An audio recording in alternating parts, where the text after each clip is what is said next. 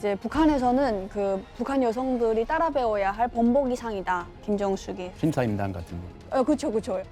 그 배우가 이미 결혼해서 딸까지 있었는데 강제 이혼시키고 이제 같이 동거했죠. 자, 그렇다면 지금 현재 북한의 퍼스트 레이디, 전 세계가 알고 있는 리설주 어떻게 등장한 거예요, 처음? 제가 그 다녔던 고등학교에 리설주 고모가 있었어요. 그분이 얘기하는 게 어느 날 그 오빠랑 연락이 안 됐대요. 오빠네 집안이랑.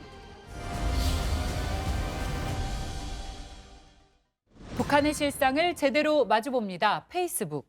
김일성, 김정일, 김정은을 보좌하는 최측근 중의 최측근은 바로 그들의 여인들이겠죠. 그녀들은 북한 체제 강화에 어떤 역할을 해왔을까요?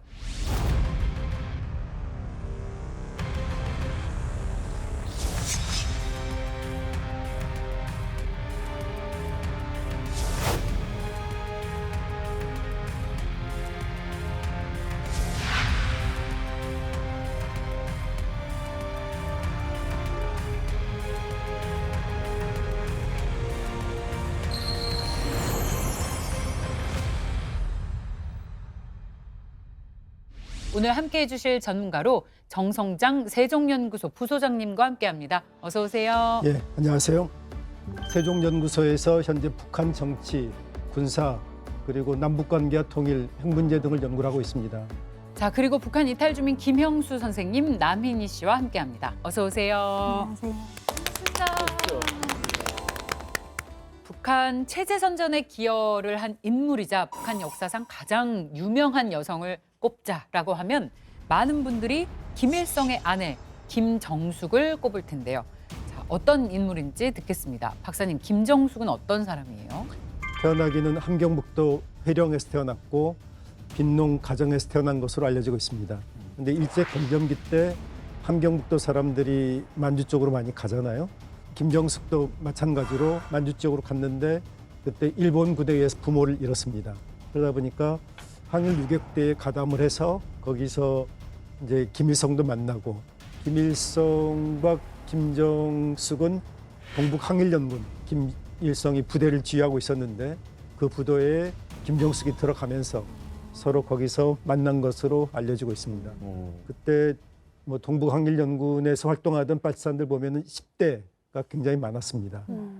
김정숙도 10대에 동북 항일연군에 들어간 것으로 알려지고 있고요. 김일성도 마찬가지 10대에 들어갔고, 그러나 이제 부대에서 뭐 전투보다는 어떤 빨치산들의 식사라든가 그 재봉 같은 일들을 많이 했고, 1940년 10월 경에 소련으로 김일성하고 같이 넘어가는데 바로 그 전에 이제 만주에서 결혼한 것으로 알려지고 있거든요.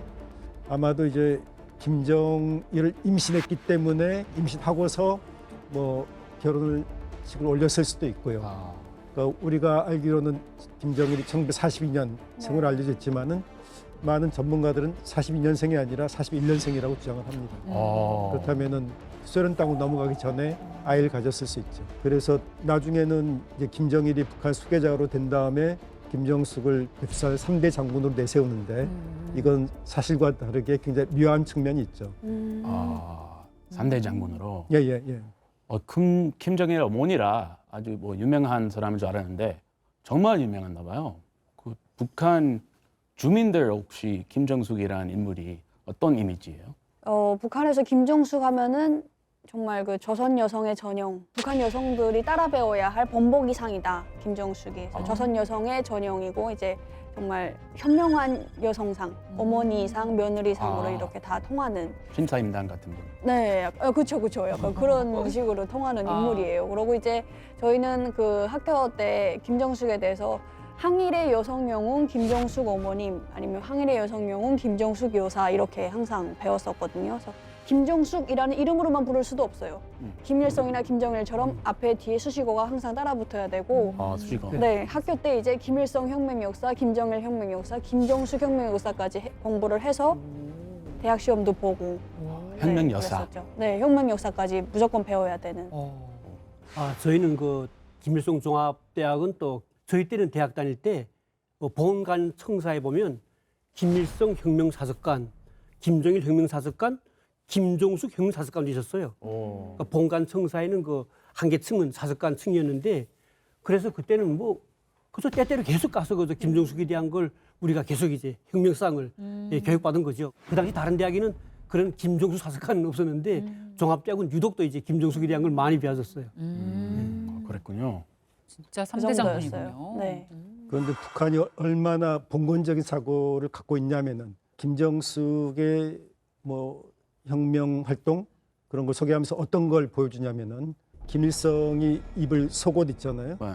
속옷을 빨아가지고 겨울에 이걸 말릴 수가 없으니까 김정숙이 자기 몸에 그걸 넣어가지고 그걸 말렸다라는 얘기까지 나오거든요. 자기 몸에다가. 굉장히 심하죠. 그러니까 김일성이 굉장히 봉건적인 그런 가부장적인 사고를 갖고 있었다라는 걸 좀 느끼게 하고요. 그거 심한데요. 그러니까 이제 김정숙을 충신 중에 충신으로 묘사를 하는데, 그러니까 부인을 충신으로 묘사한다는 거 우리의 사고로는 이해가 안 되죠. 네. 예. 근데 북한에서는 최고 지도자 수령에 대해서 부인조차도 절대적으로 충성해야 되는 충신으로 그렇게 이제 김일성 시대 묘사를 했고, 네. 김정일도 그런 가부장제적인 사고를 갖고 있었던 거죠. 그 외에도 김정숙의 활약상에 대해서 다양한 이야기들이 전해 내려오고 있는데요. 듣고도 믿기 어려운 김정숙의 우상화 스토리입니다. 북클립에서 만나보시죠. 김일성, 김정일, 김정은 새 이름은 우리는 물론 세계적으로도 익숙한데요. 우리에겐 잘 알려지지 않았지만 북한의 항일 영웅으로 칭송받는 여성이 있습니다. 항일의 여성 영웅 김정숙 동지 탄생 백돌기념 주황 보고대회가 24일 인민문화궁전에서 진행됐습니다. 바로 김일성의 아내이자 김정일의 친모, 김정은의 할머니인 김정숙입니다. 김정숙은 김일성, 김정일과 함께 백두산 3대 장군이라고 불리면서 북한의 영웅으로 칭송받고 있죠. 그에 걸맞게 김정숙의 고향인 함경북도 회령에는 온갖 우상화 작업이 이루어져 있습니다. 김정숙이 살던 고향집은 물론 혁명사적관과 사적비에다 동상까지 세워져 있고요. 대학에도 그녀의 이름을 따서 붙였습니다. 이 정도는 사실 약과입니다. 북한의 중학교 교과 과정에는 김정숙 혁명 역사란 필수 과목이 있는데요. 그 내용만 보면 마치 대단한 위인처럼 보입니다. 김정숙은 김일성의 명령에 따라 양강도 신파 지역에서 첩보 활동을 했는데요. 김정숙 어머님께서는 조선인민혁명군 부대 활동에 필요한 군사 정보들도 수시로 수집하여 사령부에 보내시었다. 후에 김정숙의 이 첩보 활동을 기념하기 위해 양강도 신파 지역 일대를 김정숙군으로 명명합니다. 또 김정숙을 백발백중의 명사수라고 칭송하는데요. 김정숙 어머님께서는 원형 목표를 쏘고 돌아서는 순간에 가름대 위에 놓인 세 개의 병을 명중사격으로 부숴버리시었다. 쏘기만 하면 명중했다는 김정숙은 전투에서도 무수히 활약하며 자체 사격 대회에서 모든 일을 제치고 우승까지 차지합니다. 심지어 북한 최초로 낙하산 훈련을 한 여성이라고 선전하고 있습니다. 낙하산 훈련을 비롯한 온갖 전투 훈련에도 빠짐없이 참가했다고 합니다. 김정숙은 위기일발의 상황에서 김일성을 지켜낸 인물로 그려집니다. 이 같은 활약에도 불구하고 김정숙의 최고 업적은 따로 있다는데요. 바로 혁명 위협을 이을 아들 김정일을 낳아 기른 일입니다. 혁명의 여성 영웅이자 김일성을 지극정성으로 보필하고 김정일을 낳아 혁명을 이어간 인물로 기록된 김정숙. 과연 진실은 어디까지일지 면밀히 파악해야겠습니다. 김정숙이 항일 운동가로 업적이 상당한가 봐요. 능력이 많이 남달랐네요. 김정숙이 한때 김일성이 위기에 처했을 때 김일성을 구했다는 이제 그런 일화가 있습니다. 네. 1940년대 초에 만주에서 벌어졌다는 대사이치기 전투. 이 전투에서 김일성의 부대가 일본군의 기습을 받아 위기에 처했지만 김정숙이 적의 총탄을 막아내며 부대를 승리로 이끌었다고 합니다. 김정숙의 이 같은 행동이 결사옹이 정신의 표본으로 북한에서 각색되며 선전되고 있습니다. 김정숙 이제 그 사망한 지 60주기가 되는 2009년도에 북한에서 저기 당시 저 장소를 찾아가서 그 찍어온 다큐멘터리를 방영하기도 했었거든요. 그래서 대사치기라는 그런 것을 이제 찾는데 실제로 이제 북한 기자가 만주로 가가지고 거기서 찍어오고 당시 그 학자들 만나가지고 뭐 이야기도 나누고 이런 것들이 방영이 됐었어요. 그래서 저도 저 그 그림이 너무 낯이 익어요. 저 학교 가면 항상 있는 그림이고 교과서에도 항상 있는 그림이고 그 김정숙이 또 빨래도 잘하고 재봉도 잘하고 뭐 요리도 잘하고 그 사격도 그렇게 잘했다는 거예요. 못하는 게 없네. 명사수였대요. 그래서 저기 그 이제 전투를 준비하고 있는데 일본 군이 밑으로 풀숲에서 이제 몰래 김일성을 겨냥하고 오고 있었는데 그걸 김정숙이 유일하게 봤다는 거예요. 막아서면서 그 풀숲에 있는 일본군을 그냥 그 자리에서 한 4발을 쐈는데 다 죽였다는 거예요. 그러니까 4발 다 명중했다는 거예요. 그 찰나에 그 순간. 예. 그래가지고 저 대사지기 전투가 굉장히 유명해요. 저 학교 막 대학 입학 시험에도 나올 정도로 그 굉장히 김정숙의 업적 중에 굉장히 일러주는 그런 업적 중에 하나입니다. 사실 김일성이 그 빵을로 수류탄 만들었다는 그런 얘기도 있잖아요. 딱 그런 느낌인데요. 그뭐 과정된 건지 뭔지 모르겠지만 두 분은 혹시 어떤 얘기 들어보셨어요? 백발명사수 돼가지고 뭐 막았다, 총 쐈다 이런 것도 있지만은 더 중요한 거는 작식대원 돼가지고 이제 음식을 하잖아요. 그러다가 일본군이 토벌 들어오면 그 끓는 국가마를 그대로 이제 머리에 이고서 이제 갔다 뭐 이런 식으로 이제 그때 이제 배우면서도 아주 끓는 가마를 어떻게 해서 이고 가지? 근데 분명 될 것 같은데 근데 그러면서도 그때는 그것을 믿었죠. 억지로 배워주니까 진짜 대단하다 이렇게 했는데 지금 생각해 보니까 그건 말도 안 될 것 같아요. 무서워. 어릴 때 배울 때는 나도 그렇게 해야겠다라고 하게 돼요. 네, 그리고 아까도 이제 박사님이 얘기하셨지만 그 빨래를 엄동설안에 그 빨래를 온몸에 지니고 양말이요, 뭐 배띠 이런 거 다 이제 말리다 보니까 정작 본인의 몸은 입술이 새파래지도록 막 그렇게 덜덜 떨더라도 뭐 수령님 빨래는 무조건 마르도록 이제 했었다. 네, 그렇게 하고 뭐 또 그리고 머리카락을 또 잘라서 자기 잘라가지고 그걸 가지고 김일성의 그 신발 밑창에다 깔아주는 그런 뭐 신발 깔창 만들었다 뭐 그런 것도 있었죠. 네, 머리카락으로 신발 깔창을 만들면 조금만 걸어도 땀이 따뜻해진다고 하더라고요. 그런 원리로. 네. 그리고 이제 뭐 2주 안에 군복 600벌을 만들었다라는 이야기도 있어요. 네. 2주 안에. 재봉기가 있었나 모르겠어요. 어쨌든 그 2주 안에 600벌이라는 게 말이 안 되는 건데 그게 그때 만들었다 이런 이야기도 있고 평양에 보면은 김정숙의 이름을 딴 김정숙 평양 제사공장이라고 있거든요. 누에로 실을 만드는. 거기도 가보면 이제 김정숙의 그 조각상이 되게 큰 게 있어요. 그래서 거기도 자주 갔었어요. 네. 항일 운동가이자 북한의 첫 공식 퍼스트 레이디입니다. 김정숙에 대한 대우가 남달랐을 것 같아요, 박사님. 광복 이후에도 북한 내에서 공식적인 직책을 받지 못했습니다. 뭐 받지 않았다고도 볼 수가 있고 왜냐하면 그때 이미 뭐 김정일도 있었고 김경희도 있었고 그래서 주로 가정을 돌보면서 내조하는 역할에 좀 많이 머물렀다고 할 수 있습니다. 다만 항일 파시스탄들과의 관계에서는 누님 같은 존재로 그렇게 인정을 받았고요. 권력의 욕심이 없었습니다. 그런 김정숙이 30대 이른 나이에 사망했잖아요. 그 자리를 김일성의 두 번째 부인인 김성애가 이어받게 됩니다. 김정숙이 죽은 이후에 등장한 김성애는 국모로 인정받는 분위기였는지 궁금해요. 두 분 이야기 좀 들어볼게요. 북한 내에서 어땠어요, 박사님? 제가 중고등학교 다니고 대학 갈 그 시점에는 북한의 TV를 보게 되면 김일성과 함께 항상 김성애가 등장했어요. 그러니까 북한의 외국인들이 오거나 하면 부부가 동반해가지고 같이 이제 외국인들 만나고 그러니까 김성애를 그 당시에는 조선 여성 동맹 중앙위원회 위원장으로 이제 이게 시켜놓고 그 다음부터는 북한이 여명이라는 게 엄청 강해졌거든요. 각 지방마다도 도마다 이제 위원장이 생기고 그러면 여명 자체가 이제 당에서 직접 이제 임무를 받아가지고 엄청난 행사를 많이 진행했어요.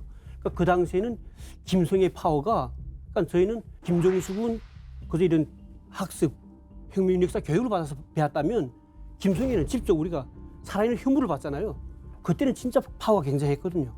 굉장했군요. 네. 저는 그냥 부모님한테 들은 이야기죠. 제가 태어났을 때는 이미 없었을 때니까 김성애가 최고인민의 대의원 뭐 이런 자리까지 오르고 그다음에 김일성만큼이나 되게 파워가 강하다 이렇게 들었던 것 같고 그때만 해도 김평일이 자연스럽게 되는 거다라고 생각을 했던 때였어가지고 김평일의 어머니인 거잖아요. 더 막강하다 이렇게 항상 느꼈다고 하더라고요. 김평일이 잘생기고 뭐 키도 크고 그러니까 아무래도 많은 사람들의 관심이 김평일에게 쏠렸겠죠. 그래서 김평일과 김성애를 견제하기 위해서 김정일이 1973년에 그러니까 김일성이 도서관을 지으려고 했던 인민대학습당 거기에 김성애의 동생 이제 김성갑이 호화주택을 지었다라는 사실을 확인하고 그걸 김일성에게 보고를 합니다. 그래서 김일성이 대노하면서 이제 김성갑을 숙청하고 그리고 74년에는 후계자로 2월달에 딱 내정이 되고 내부에서 결정되고 나서 본격적으로 그때부터는 김성애 등의 측근 격가지치기에 나서죠. 그리고 그때부터 이제 김정숙을 본격적으로 우상하기 시작을 합니다. 김정일과 김성애의 권력 다툼은 저희도 여러 번 다룬 적이 있습니다. 한때는 북한 권력의 정점에 있었던 김성애가 김정일에게 권력을 뺏기고 야인이 됐습니다. 그 형수 선생님, 이후에 김성애 손절 분위기가 북한에 만연했다고 하던데 어떤 변화가 있었어요? 굉장했습니다, 사실은. 우리 대학에 김평일도 다녔지 않습니까? 근데 그 당시 저희가 입학하기 전에 이제 이미 전에 졸업했는데 그때 분위기도 한창 이제 김평일이하고 같이 공부했던 대학 교수들도 다 쫓겨나가고 그럼 대학 기간에 같이 사진 찍은 사람들마저도 다 이제 숙청되고 완전히 그렇게 해가지고 살벌했어요, 완전히. 그래서 김성갑이라고 그 동생 있지 않습니까? 평양시당 조직비서를 했단 말이에요. 그 평양시당도 완전히 그 장악했던 건데 그 완전히 그 김성갑부터 해가지고 100% 다 쓸어버린 거예요, 완전히. 그러면서 숙청이 그때는 되면서 관련자들까지 엄청 완전. 살벌했습니다. 그래서 갈아엎었어요? 다행히도 한부에서 사진 찍었던 사람도 겁이 나가지고 날 언제 불러갈까 막 이렇게까지 막 겁날 정도로 했거든요. 분위기가. 네, 분위기가 그랬어요. 종합대 분위기가 엄청나게 그때 심했거든요. 진짜 뿌리를 다 뽑아버리는. 네, 근데 그때 왜 그랬냐면 김평일이가 키도 크고 체육도 잘해요. 그리고 이 아코디언도 잘 타고 다재면서도 멋있어. 네, 친구들하고 엄청 막 하다 보니까 김성애가 한창 뜰 때 엄마가 또 여명위원장 할 때 아닙니까? 그러다 보니까 자기 어머니가 김일성하고 항상 이제 부부 동반해가지고 TV 나오지 할 그때 당시는 후계자는 김정일이 아니고 김정일은 또 볼품도 없었어요. 조그만 거. 근데 김평일은 키도 크고 잘났잖아요. 그리고 아버지 비슷한 김일성 비슷한 모색도 있고 하니까 얼품이 없었구나. 그때는 다 김평일한테 줄을 서다 보니까 사진 찍은 사람 뭐 한둘 아니지 엄청 많죠. 다 수정된 거예요 그때. 열등감이 폭발했네요. 그렇지. 네. 그런 것 같아요. 김성애에 대한 책들도 있었어요. 그러니까 노동당 출판사에서 김성애에 대한 이 책도 많이 만들어냈거든요. 그 당시는. 네, 그런 자료들도 있는 거를 집집마다 다니면서 해수했어요. 책을. 도서를 해수하고 그렇죠. 그리고 그 영상 나오던 것마저도 그 이후에 나오지도 않았어요. 그래서 70년대 중반 이후로는 그때부터는 이제 이미 전에 그렇게 많이 나오던 기록 영화에서 김성애도 없어지고 지워버렸네. 그다음에 도서들도 다 이제 다 압수하고 이렇게 됐거든요. 그 1970년대 중후반부터 계모 김성애를 역사에서 지우면서 동시에 김정일은 자신의 혈통, 이제 정통성을 강화하기 위해서 친모 김정숙의 우상화 작업에 박차를 가합니다. 김정숙의 생가인 함경북도 회령시 회령 고향집은 북한에서 김일성의 만경대 고향집 그리고 김정일의 탄생지로 북한이 조작해낸 백두산 미령과 함께 북한의 주요 체제 선전 시설로 자리매김을 하게 되었습니다. 네, 저도 이제 종합대학 때 대학 때는 답사라는 걸 합니다. 그 답사도 한 게 대학 가정 아니에요. 근데 그때 이제 왕산 답사라고 하면 그게 해령까지 같이 보는 답사인데요. 거기 가보면 해령이 이제 오산덕이라고 해령 오산덕 하면 그 해령 김정숙이 태어난 고향집이 있는데요. 오산덕 고향집 이렇게 말하거든요. 거기 가게 되면 백살구 나무가 막 있는 그 가운데 이제 고향집이 있고 그 뒤에는 혁명사슬관이 크게 있고 좀 옆에 보면 김정숙의 그 이제 뭐 진달래꽃을 팍 이러면서 조우게 진달래 하면서 하는 그런 형상한 동상이 큰 게 있어요. 네, 저도 가봤는데 보니까 박사님 말씀하신 것처럼 그 3대 고향집은 북한 말하면 성역이나 같은 거죠. 완전. 무조건 가야 되는 곳들이. 네. 그렇죠. 김정숙이 태어난 날이 12월 24일 크리스마스 이브거든요. 예수님이에요? 그잖아요. 그 생일 진짜예요? 만든 거예요? 이브. 그것도 모르는 거죠, 사실. 그 사실 그렇게 달라요. 배웠어요. 네. 맞아요. 나도 와 보니까 1917년. 놀란 게 네. 크리스마스하고 너무도 생일이 같은 놀랐어요. 진짜. 네, 그래서 이제 북한에서는 김정숙이 태어난 날을 항상 기념을 해요. 전 북한 주민들이. 그래서 그 날에 이제 저희는 해마다 12월 24일이 되면 충성의 노래 모임이라고 한 1시간 정도 분량의 그 공연을 저희 학급 애들끼리 이렇게 공연을 짜가지고 하고 뭐 합창 다 참가해야 돼요. 그 뭐 아직도 기억나요. 두만강 기슭에 이런 노래가 있는데 너른 김정숙에 피고 대한 하는. 노래거든요. 후렴이 이제 어머니 김정숙 어머니 뭐 천만년 무궁토로 모시렵니다 이렇게 되는. 이건 무조건 합창으로 들어가야 되고 학급마다 경쟁을 시켜요 또. 그래서 그래. 전체 북한 주민들이 다 하는 그런 충성의 노래 모임이 있습니다. 크리스마스의 이브에 우리는 성가를 부르는데 그렇죠. 여기서는 김정숙 탄생가를 부르는군요. 다르네요. 김정일의 시대가 도래하고 그의 곁에 새로운 여인들이 등장합니다. 알려진 부인만 무려 몇 명인지 아십니까? 네, 네 명. 정확히 부인이 4명. 4명이나. 알려진 것만. 아, 저 비공개식도 그래서 비공개는 몇 명일지 모르죠 우리가. 알 수 없죠. 거의 현대파 왕건인데. 박사님 그 인생과 차기 북한에 영향을 준 여인은 누구예요? 처음에 성혜림이라고 음. 북한에서 아주 잘 나가던 뭐 배우. 배우한테 반해가지고 네. 그 배우가 이미 결혼해서 딸까지 있었는데 이분을. 강제 이혼시키고 아? 이제 같이 동거했죠. 야. 거기서 뻔뻔하네. 김정남이 태어났는데 이 같은 사실을 뭐 자기 아버지한테도 알릴 수 없고 국민들한테도 알릴 수가 없잖아요. 네. 김정남은 김정일이 숨겨진 아들로 계속 성장할 수밖에 없었고 그 다음에 김용숙이라는 여성과 정식으로 결혼합니다. 그거는 김일성의 이제 권유에 의해서 이것은 김정일이 원했던 결혼은 아니었죠. 김용숙과의 관계에서는 딸만 태어났습니다. 딸만 둘, 아들이 태어나지 않고. 그리고 나서 세 번째로 이제 김정을 낳은 여성이 고용입니다. 그 고용이는 제일교포 출신이었고 고용이와의 관계에서 이제 김정철, 김정은이란 2명의 아들이 태어나죠. 그리고 나서 2004년에 고용이가 빨에 사망을 해요. 예. 사망을 하고 나서 그 자리를 차지한 여성이 김옥이라는 여성인데 김옥이라는 여성은 좀 약간 유령 같은 여성 타입이었다, 존재였다. 아. 김옥이라는 여성은 이제 김정일 저택 바로 앞에 살면서 그러니까 주로 뭘 했냐면은 김정일 스케줄 관리를 했어요. 아침에 일어나자마자 김정일 집에 와가지고 오늘 스케줄은 어떻게 됩니다 하고 따라다니면서 사실상 수행비서의 역할. 그렇죠. 뭐 수행기사 영어죠. 역할을 했는데 네. 이제 고용이가 사망하고 나서 그 빈자리를 결국은 김옥이 채웠다라고 볼 수 있는 거죠. 성혜림, 김영숙, 고용이, 김옥 중에서 김정일의 찐사랑은 고용이 같아요. 네, 예, 예. 네, 그렇죠. 많은 증언들도 그렇고. 예, 예, 예. 그렇다면 김정일과 고용이는 어떻게 만났어요? 김정일이 1960년대 후반부터 선전 선동 분야에서 활동을 했잖아요. 네. 그러면서 이제 만세 예술단 배우였던 고용이를 본 거죠. 근데 고용이가 무용 분야에 특출한 재능이 있었던 것 같습니다. 그래서 고용이가 만 20세 되는 그런 아주 어린 나이인데 네.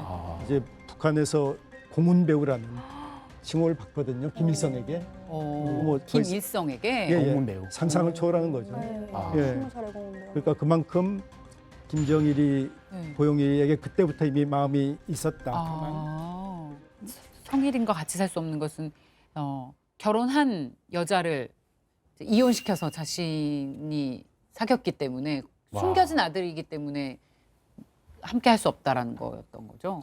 일단 성혜림이 그 김정남을 낳고 나서 예, 그 다음에 이제 김정일이 김용수라는 여성과 결혼하잖아요. 예. 그리고 나서 이제 우울증에 걸린 거죠. 네. 그러니까 우리가 뭐 연예인들은 밥 먹고 사는 게 아니라 인기를 먹고 산다고 얘기를 하잖아요. 예. 근데 김정일하고 동거하면서 갑자기 사라진 거죠. 무대에 사라지고. 그렇죠. 아. 근데 그럼에도 김정일이 계속 자기를 사랑을 했다면은 자기를 케어해줬다면은 진짜. 그거 하나만 믿고서 계속 이제 있을 수 있는데 네. 김정일이 그 아버지의 어떤 요구를 거역하지 못하고 다른 여성과 결혼하는 걸 보면서 엄청난 타격을 입은 거죠. 그래서 상처를. 예예. 뭐 모스크바에서 주로 있다 보니까 김정일의 부인 역할을 제대로 못했던 거고 이제 그 자리를 사실 메운 게 이제 고용이. 고용이 특히 고용이에게서는 2명의 아들이 태어났잖아요. 그러니까 김정일은 남아선호 사상이 강하고 이제 봉건적인 사고를 갖고 있고 그러니까 만약 김용숙에게서 아들이 태어났으면 좀 달랐을 역사가 바뀌었을 수도 있죠. 아, 예. 아들 태어났냐. 말. 그래요. 사랑은 사랑으로 잊혀져. 성혜림을 고용이 덕분에 잊었어요. 그럼 고영이가 정식 부인 역할을 할 수 있다는 건 그 오늘 시기부터였나요? 1984년에 고용이가 둘째 아들 김정은을 낳았죠. 그리고 나서 약 2년 후인 1986년에 고용이가 평양 외곽 북동쪽에 위치한 삼석구역의 초대소에 살다가 그 다음에 86년경에 평양 중심부인 1호집 그러니까 김정일 저택으로 이사를 했습니다. 아, 그때부터. 그러니까 이때부터 사실상 퍼스트레이디 위상을 갖게 됐다고 이제 볼 수가 있겠고요. 아, 그리고 나서 6년 후인 1992년 예. 바로 김정은의 만 8세 생일날 이제 김정은 앞에서 발걸음이라는 김정은 찬양가요가 불리고 여덟 살 이때부터 이제 김정일이 측근들한테 앞으로 내 후계자는 정의다라고 얘기를 한 거죠. 김정일의 요리사 후지모토 겐지의 증언에 의하면은 1992년에 김정일이 고용이 그리고 비서와 함께 책상에 산더미처럼 쌓인 보고용 팩스용지를 같이 검토했다. 이제 이런 증언을 겐지가 했습니다. 그때부터 사실상 김정일이 고용이와 국사를 같이 논의했다라고 볼 수가 있는 거죠. 제1교포라는 신분이 북한에서는 있을 수 없잖아요. 아니 항일 투쟁을 한 사람들이 영웅으로 추앙이 되는데 자신의 부인이 제1교포라니요. 어디에도 내세울 수가 없었을 겁니다. 김정일이 고용이를 아무리 사랑하고 자신의 아들을 낳아줬다고 해도 이런 신분 차이의 벽을 넘긴 어려웠을 것 같은데 어땠어요? 그래서 제1교포에 대한 안 좋은 인상을 지우기 위해서 김정일이 노력한 흔적이 보입니다. 고용이가 1972년에 공훈배우 칭호를 받았잖아요. 그리고 77년에 고용이의 부친 고경택이 노력영웅 칭호를 하사받습니다. 그러니까 귀국자이긴 하지만은 귀국자 중에서는 대표적인 성공 케이스로 그렇죠. 이 가족을 올려놓은 거죠. 영웅칭호라니. 찍게 세웠군요. 와, 사랑을 위해서 역사까지 바꿔버렸네요. 고용이가 퍼스트레이디 자리에 오르면서 김정철, 김정은, 김여정은 아주 행복한 유년 시절을 보냈죠. 이후에 세 남매는 스위스로 유학을 떠나게 됩니다. 자, 김정은이 북한으로 돌아온 2001년부터 고용이를 두고 은밀한 움직임이 포착됐다고 하는데 어떤 모습이었어요? 2001년, 2002년경에 네. 북한 군부 내에서 고용이 우상화 문건들이 상당히 많이 제작이 됩니다. 2002년에 나온 한 문건은 존경하는 어머님은 경해안 최고사령관 동지께 끝없이 충직한 충신 중의 충신이다 라는 제목으로 책자를 발간했죠. 존경하는 어머님은 고용이를 간접적으로 지칭하는 거였는데 북한 군에서는 고용이 얼굴은 알고 있었죠. 왜냐하면은 2001년과 2002년 이 사이에 김정일이 군부대에 시찰을 많이 했는데 그때 고용이가 동행했다는 게 나중에 김정일 사망 후에 나온 선군조선의 어머님이라는 동영상에 나오거든요. 고용이를 그렇게 우상화했던 거는 이제 고용이에게서 태어난 이제 김정은을 후계자로 내세우기 위한 거였다. 그러니까 김정숙을 우상화하는 게 거기서 끝나는 게 아니라 김정숙에서 태어난 김정일이 후계자가 되는 게 당연하다라는 논리로 연결되잖아요. 이제 그와 마찬가지로 이제 고용이를 계승배한 것도 바로 김정은으로의 3대 세습을 정당화하기 위한 거였다고 볼 수가 있습니다. 계획이 있었네요. 당시 군 내부용 개인 숭배 문건을 보면서 저는 상당히 큰 충격을 받았습니다. 또 고용이에 대해서 백두산 3대 장군이라고 부르는 김정숙 여사와 똑같은 분이라고 묘사를 했습니다. 충격적이었군요. 예, 그래서 군부에서 이루어졌던 고용에 대한 개인 숭배 움직임을 보고서 저는 그때 2000년대 초에 고용이 자식 중에 한 명이 차기 지도자로 될 가능성이 높다라고 우와. 그때부터 봤던 거죠. 와. 굉장히 네, 정확하게. 짐작할 수 있었군요. 이슈가 웬만한 북한 소식은 북한 이탈 주민 주변 친구들한테 종종 듣거든요. 그런데 이건 처음 들어요. 그러게요. 혹시 두 분은 얘기 들어보신 적 있으신지? 그 2008년 9년쯤에 은하수관원악단이라고 해서 김정일이 마지막으로 조직했던 그러고 이제 사랑을 주었던 악단이 있어요. 그래서 은하수관원악단 공연 중에 우리 집 사람이라는 노래가 나오거든요. 내 가슴에 노래처럼 정답게 할 사람. 이 노래가 되게 유행했었어요 그때 북한에서. 근데 그 우리 집 사람이라는 노래를 김정일이 굉장히 좋아했고 그 김정일 당시에 자기 와이프를 생각하면서 만든 노래다. 그걸 이제 인민들한테 돌려준 거다. 뭐 이런 식으로 소문이 돌았었거든요. 그래서 저런 노래도 지었구나라고 알고 있었죠. 아무리 들어봐도 찐사랑입니다. 저는 정말 김정일이 정말 사랑했던 것 같아요. 근데 김정은이 본격적으로 집권한 이후 자기 어머니인 고용이를 내세우면서 우상화를 아예 대놓고 하기 시작했잖아요. 어떤 형태로 나왔나요? 김정일 사망 직후에 우상화 기록 영화인 위대한 선군조선의 어머님이 그때 만들어진 걸로 영화를 보면은 나옵니다. 기록 영화가 주로 이제 평양의 간부들한테 먼저 보여줬던 것 같고요. 나중에는 북한 인민들한테도 보여주려고 했던 것 같은데 그렇게 많이 전파가 되지는 않은 것 같습니다. 저는 그 영화를 보면서 좀 많은 충격도 받았는데 고용이가 이미 김정일 살아있을 때 현지 지도에 동행하면서 뭐 국모 역할을 했다는 거 그런 걸 이제 거기서 볼 수가 있고요. 그런데 고용이의 의상이 굉장히 세련됐죠. 그래서 이제 서양에서 어떤 명품이라고 할 수 있는 그런 의상을 입고 거기 기록 영화에 나옵니다. 그런 것들을 일반 북한 인민들이 봤을 때 상당히 큰 충격을 받았을 거라고 저는 생각이 들었어요. 그러니까 김정일 사망 직후만 하더라도 북한이 지금보다도 훨씬 더 낙후되어 있었잖아요. 뭐 컬러풀한 옷도 제대로 입지 못하고. 근데 그 당시 고용이가 입고 나왔던 옷들 보면은 그야말로 뭐 고가의 명품. 그러니까 그래서 이제 우상을 시도하다가 결국은 그런 이유 때문에 중단된 거 아닌가라는 생각이 또 들고요. 또 뭐 제일교포라는 바로 태생적인 한계, 예 그런 것 때문에도 더 이상 진전을 시키지 못한 것 같습니다. 근데 그 영상이 나왔을 때 보니까 아 이거는 분명 아마도 후계자를 만들려면 김정은을 또 이게 김정수처럼 이제 조선의 어머니로 만들기 위한 수순이 아니겠어요? 그렇게 생각했는데 또 중단되는 거예요 이게 북한에서. 그 뉴스를 보고 중단된 이유가 이게 있겠구나 생각했어요. 첫째로 고향입니다. 고향집. 고향. 예, 왜냐하면 김일성도 고향집 있어요. 만경대. 김정일도 또 백두밀령 있잖아요. 그리고 김종숙도 회령이 또 이제 어머니 고향집 있어요. 그러면 고영이가 이 조선의 어머니 됐는데 그럼 고향집 일본에가 만들 거예요? 문제가 생기는 거예요. 고향 일본이니까. 네. 고향 일본이니까. 그렇죠. 일본이잖아요. 고향집 만들 수가 없는 거예요. 없죠. 그러니까 그 영화가 나오면서 북한 주민들이 아 그러면 어디서 태어났지? 이런 게 이제 관심사가 될 수밖에 없어요. 둘째는 또 뭐냐면 그러면 저 여자는 몇 번째 여자지 하는 것도 이제 사람들이 왜냐하면 그 당시까지만 해도 북한 사람들이 저축이 많았거든요.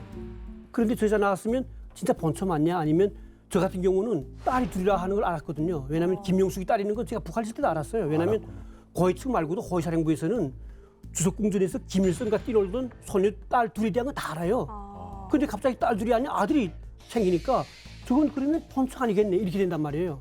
그럼 김정은을 어떻게 말할 거예요 이게? 그게 또 문제가 되는 거죠. 김정은 고향집을 만들어야 되는데 그것도 말도 안 되는 거잖아요. 이게. 올해도 북한이 달력 보면 1월 8일 김정은 생일을 지금 표기 못합니다. 그 표기해 놓으면 지금도 북한 주민들이 그럼 1월 8일 날 어디서 태어났지? 엄마는 누구지? 또 신경 쓰단 말이에요. 북한 주민들이. 궁금하니까. 관심 두면서도 말을 못하고 있다가 갑자기 그게 뜨게 되면 더 관심 받을 수밖에 없는 거죠. 그래서 그 영상은 그래서 아마 저는 지금 다시 이제 내려버렸어요. 예, 그 내렸다 이렇게 생각됩니다. 아, 그 영화 그럴 한 수도 편을. 있겠네요. 네. 저는 김정일 죽었을 때 북한에 제가 있었을 때인데 그때 이제 한참 막 그 사망 관련해서 여러 가지 추모 행사가 있는데 사람들 속에 소문이 뭐 송군조선의 어머니라는 3시간짜리 다큐가 돌아다니고 있다. 근데 이제 간부영이다.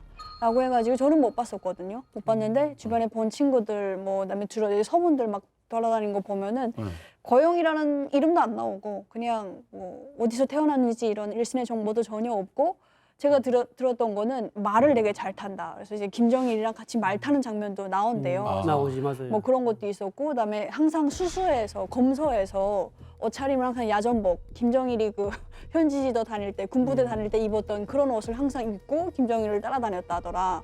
뭐 이런 정도로만 들었었거든요. 그러다 나중에 중단돼가지고 좀 아쉬웠어요. 못 봐가지고. 근데 한국에 오니까 다 있더라고요. 우리 볼 수 있겠네요 이제. 아, 이제 저는 안 봤어요. 한국에 와서는. 이제 관심이 없어. 관심이 없죠. 네. 네. 그렇다면 그 고영이에 대한 우상화는 아예 접은 거예요? 고용이에 대해서 북한 간부들은 뭐 추석이라든가 중요한 계기에 그 묘소에 가서 꽃을 바치는 어떤 그런 이제 활동을 합니다. 고용이에 대한 개인 숭배가 뭐 제한적으로 이루어지고 있다고 봐야겠죠. 류현우 뭐 대사 대리도 이제 평양에 들어갔을 때 장인과 함께 대성산 혁명열사릉 방문했다가 근처에 고용이 묘를 같이 방문을 했다고. 아, 방문했고. 예, 그렇게 수기에 쓰고 있고 거기서 이제 김여정하고 김여정 남편도 봤다라고 이제 그렇게 수기에 쓰고 있거든요. 고용이에 대해서 공개적으로 뭐 널리 이야기하진 않지만은 설날이든지 추석이라든가 그런 날에는 가서 꽃을 바치는 예, 그런 행사는 진행하고 있는 것으로 보입니다. 자, 그렇다면 지금 현재 북한의 퍼스트 레이디, 전 세계가 알고 있는 리설주 네. 어떻게 등장한 거예요, 처음에? 이야.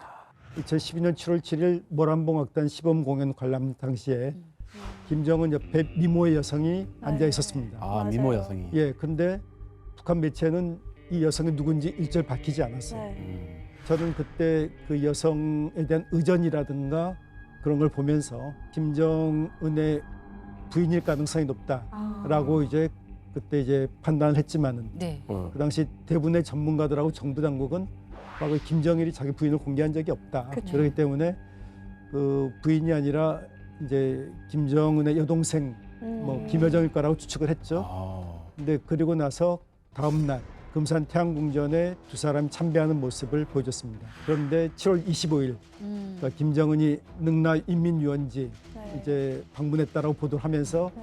김정은 원수님께서 이제 부인 리설주 동지와 함께 중공식장에 나왔다라고 이제 밝히면서 아. 김정은 리설주 뭐 부부는 세계적으로 유명한 그런 이제 커플이 돼버린 거죠. 예. 중공식장에. 북한에서 직접 밝힌 거죠. 예, 예. 우리의 어떤 궁금증을 완전히 불식시켜 예, 예, 버렸습니다.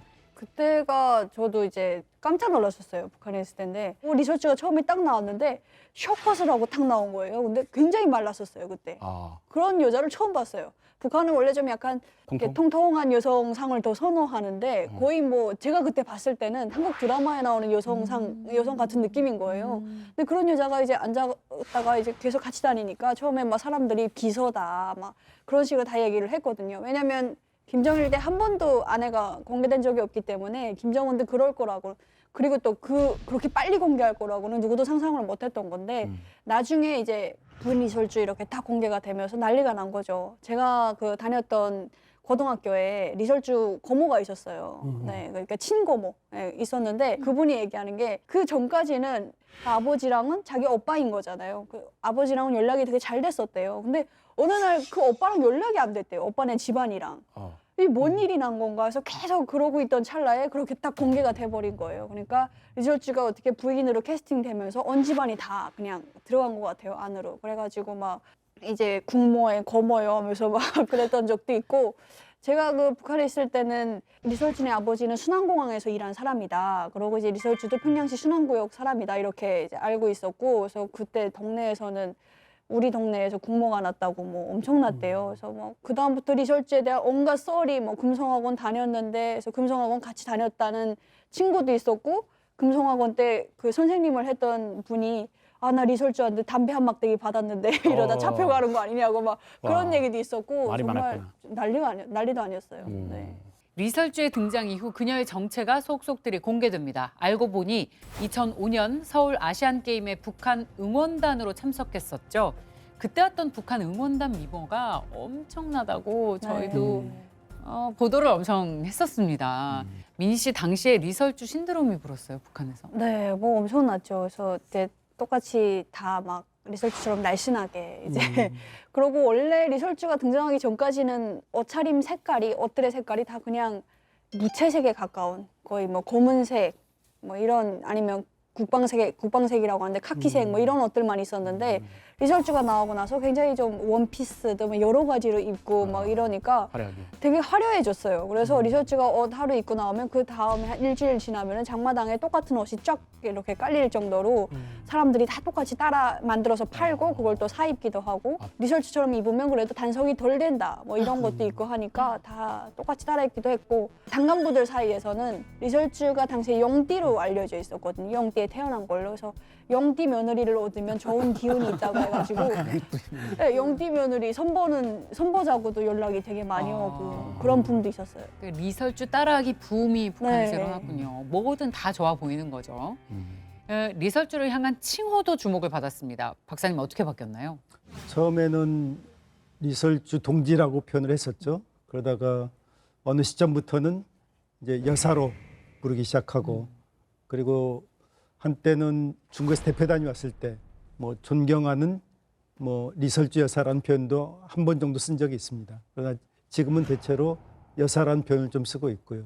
근데 여사라는 표현은 퍼스트 레이디라는 걸 그렇죠. 뭐 의미하는 그런 용어로서 뭐 사용을 하고 있고 제가 들었을 때 여사라는 느낌은 뭔가 여성이 다른 급의 여성인 거예요. 그냥 아, 최고의 극존칭 여성에 여성에게 쓸 수 있는 최고의 전칭이다 보니까 일반 주민들은 절대 여사란 말은 못 써요. 절대. 네, 그래서 제가 들었던 북한에서의 여사는 김일성의 어머니 강반성 여사, 뭐 김정숙 여사란 말도 들었던 것 같고, 그다음에 리설주가 여사 되는 거 보고 나서 아 이제 리설주로 그냥 굳혀지는구나. 아. 그 퍼스트레이드 자리는.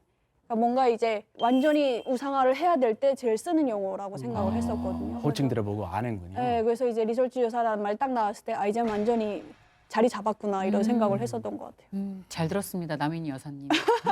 우리끼리 한번 해보죠. 뭐. 우리끼리. 너무 흔하더라고요. 예. 김일성 시대 이후에 수십 년간 퍼스트 레이디의 존재가 은폐됐었어요. 김정일 시기에. 근데 리설주를 통해서 퍼스트 레이디의 존재가 다시 공식화됐습니다. 이건 어떤 의미로 해석할 수 있을까요? 여러 가지 이유가 있을 수 있는데 하나는 김정은이 젊은 시기의 지도자가 됐잖아요. 네. 그러니까 좀 김정은을 볼 때 약간 불안한 느낌을 가질 수가 있죠. 근데 김정은이 결혼해서 부인까지 있다라고 하면 좀 안정감을 줄 수가 있겠죠. 이제 그런 의미가 하나 있을 수가 있고, 이제 김정은은 자기 아버지 김정일 반면교사로 삼아서 활동한 측면이 굉장히 많습니다. 아버지 김정일은 여자 관계가 복잡해가지고 부인을 공개 안 했잖아요. 김정은이 얼마나 속을 알았겠습니까? 어려서부터 자기 어머니를 사람들 앞에서 내세우지 않고 뭐 비공개 문건에서만 이야기를 하고 이름도 공개 안 하고, 그걸 보면서 자기는 아버지의 길을 걷지 않겠다. 그래서 리설주의 이름과 함께 뭐 존재를 알리고, 또 김정은이 스위스에 4년 반 유학을 했잖아요. 그러니까 청소년기에 4년 반 유학을 했으면은 그 영향이 적을 수가 없습니다. 그러니까 여성을 보는 시각이 다르고, 리설주를 공개함으로써 개방적인 지도자 이미지 그런 걸 뭐 드러냈을 수 있다고 보여지는데, 리설주가 이 김정은하고 결혼하기 전에 그러니까 중국에 1년 정도 유학을 하면서 성악을 공부했던 걸로 알려지고 있습니다. 그러니까 그래서 서로 좀 뜻이 통했을 수도 있죠. 그러니까 외부 세계를 뭐 리설주도 알고 김정은도 외부 세계에 4년 반 있었으니까 많이 통했겠네요. 그래서 김정은이 리설주를 내세운 거는 그런 여러 가지 뭐 카드로 이제 다목적인 어떤 이유가 있었다고 보여집니다. 네, 그리고 상대적으로 어린 나이에 집권을 했기 때문에 나 이렇게 어리지 않아라는 거 보여주고 싶었던 것도 있었을 것 같아요. 리설주가 북한의 국모로서 자리를 잡았습니다. 그 이후에 북한을 뒤흔들 만한 새로운 여인이 등장했습니다. 그것은 바로 그녀의 딸 김주애죠. 김주애의 공개적인 행보 역시 언제나 정말 큰 주목을 받고 있습니다. 제가 보면 리설주보다 훨씬 더 주목 많이 받고 있는 것 같아요. 앞서 소개한 북한 최고 지도자의 여성들의 행보가 유력 후계자인 김주애에게는 어떤 영향을 미치게 될까요? 김정숙이 백두산 3대 장군으로 북한에서 우상화됐지만은 사실 뭐 군 관련해서 어떤 뭐 탁월한 능력이 있거나 그런 건 아니잖아요. 그리고 고용이도 선군조선의 어머님으로 묘사가 되긴 했지만은 그렇다고 뭐 군대를 지휘하거나 이제 그럴 능력을 갖고 있었던 건 아니고, 근데 지금 북한 군대부에서는 김주애가 샛별 여장군으로 불리고 있다라는 이제 그런 이야기가 탈북한 군 출신을 통해서 이제 그런 얘기 나옵니다. 그리고 이제 김주애가 2022년 등장한 이후부터 주로 방문했던 군관들이 핵과 미사일 관련된 군사 분야였죠. 그래서 김주애는 진짜 북한의 이제 군사 지도자로서 예. 만약 후계자로 결정이 된다고 하면은 지금 김정은이 해왔던 핵과 미사일의 고도화를 계속 추진해 나갈 것으로 그렇게 예상이 됩니다. 예. 김영수 선생님 왜 하셨어요? 샛별 여장군 치고는 진심으로 탄식이 나오는데. 제가 왜 그러냐면요. 네. 제가 북한에서 대북 방송 듣다가 김정은이 나오는 바람에 내 남은 여생을 저보다 어린 김정은한테 목살했구나 하고 탈북했어요. 목숨 걸고. 근데 지금 북한 주민들이 김주애 나오는 걸 보고 얼마나 지금 한탄하겠습니까, 속으로. 저는 그 생각나니까 너무도 지금 막 꼭 막혀 속이. 12살 저 어린아이에게 나의 운명을 맡기다니. 저도 그 김정은 나올 때 저는 괜찮았어요. 어차피 저보단 위니까. 근데 부모님 나이 또래 되는 분들은 어떻게 받아들일까? 이건 정말 한참 아들뻘이잖아요. 그렇죠. 난 진짜 그런 사람한테 아버지 해야 되는 거예요. 근데 이제 그보다 더 손녀뻘한데 이제 어머니 해야 될 판인 거예요. 저 요즘 따라 정말 애가 딱 생기니까 어. 내 아이가 그렇게 안 살아갈 생각을 하니까 남편이랑 그렇죠. 야, 맞아. 진짜 탈북하길 잘했다 어, 이런 그렇군요. 얘기를 그래, 맞아. 맞네요. 네. 이들의 행보는 북한 체제 선전 역할과 함께 북한 사회의 여성 지위가 변화하고 있다는 반증이기도 할 텐데요. 앞으로 북한 사회가 어떻게 변화할지 지켜보도록 하겠습니다. 북한의 실상을 마주보는 시간 페이스북은 여기까지입니다. 다음 주 새로운 이야기로 돌아오겠습니다. 고맙습니다.